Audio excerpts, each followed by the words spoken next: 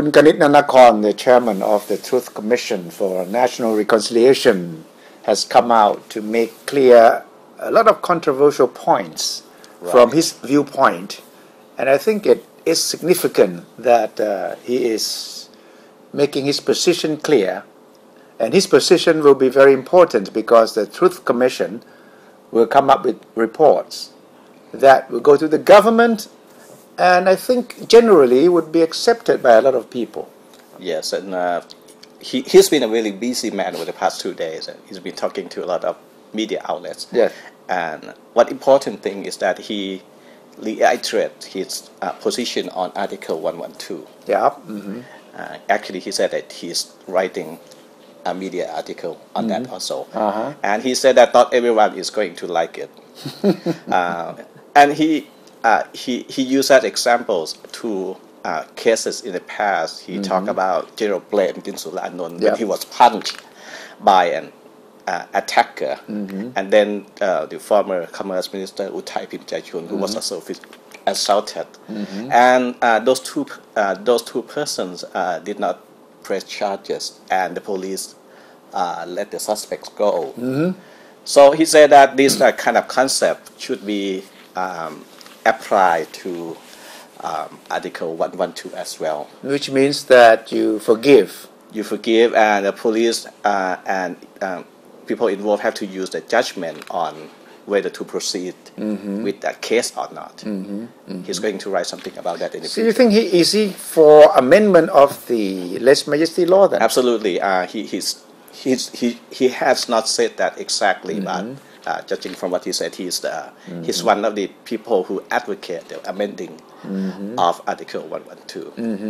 And what else has he said that would at least indicate the direction of the Truth Commission? Right. Last week we discussed his report, and he said that political prisoners, political crime, and all of them should be treated differently. And in his latest interview, he tried to clarify that.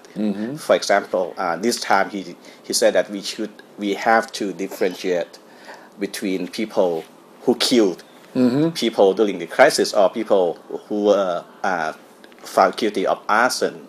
They should not be considered to be political prisoners. So people who were caught or charged with arson should not be. He didn't say exactly that, but he said that those people should not be covered by so-called different treatment. But he said that people who are involved in protest, anti-government protest last year, people either you speak on the stage or you are participating at the protest, they should be considered the same group of people and who should be eligible for different treatment. So what does this commission plan to do from now on? They have come up with at least 2 comprehensive reports. And Dr. Kanit's own position, own ideas about 112, about political prisoners, how would that reflect the overall picture of the Truth Commission from now on? That's the thing, because as things are happening at the moment, yes, we have people who have some ideas. Yeah.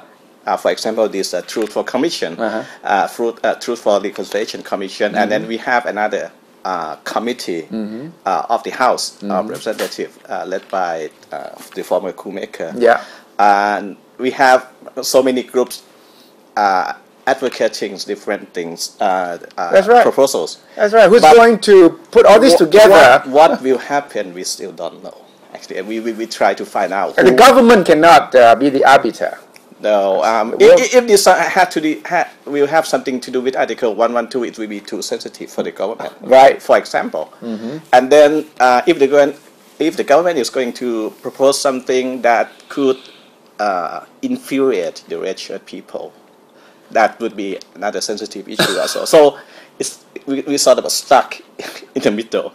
Nobody is going to want to be the people who start something on the political amendment. Because the Truth Commission, the best it can do is, once it has finished its own recommendations, conclusions, will present this to the government and then someone have and make public the statement. And I think they wash their hands of it because they have no authority to implement anything. That's the thing. We have the ideas, but who will start implementing and the ideas? Also, would the Truth Commission cover the issue of constitution amendment, which is one of the issues being discussed as part of the reconciliation? Right. It will be up to the government to say, okay, we have received all the reports and this is what we're going to do. And the government will have to take into account a lot of things.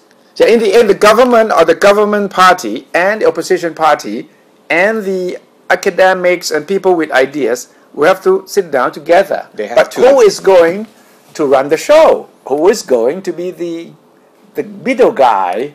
If you ask me, we need to have some form of a high-level caucus between the group of people that you mentioned, opposition, the government, and academics, so that when something comes up from that kind of forum, everyone will share the blame or share the credit. Otherwise, it will be impossible. No, I don't see that happening because the Pheu Thai party is determined to pursue, number one, the amnesty bill, which they rename it National Reconciliation, and constitutional amendment.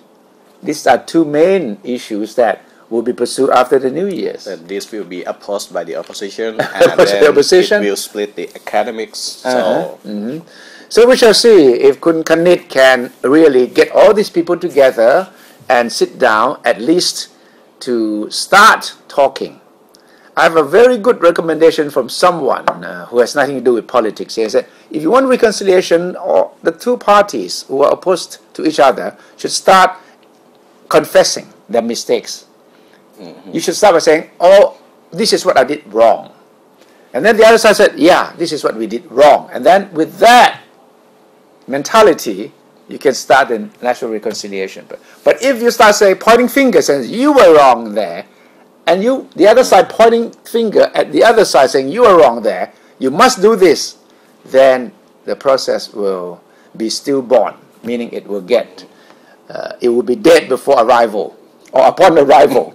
So we hope Kun Kanit will have that kind of charisma and the moral authority to get all the factions, all the diversified groups to sit down and work out at least some reasonably acceptable formula.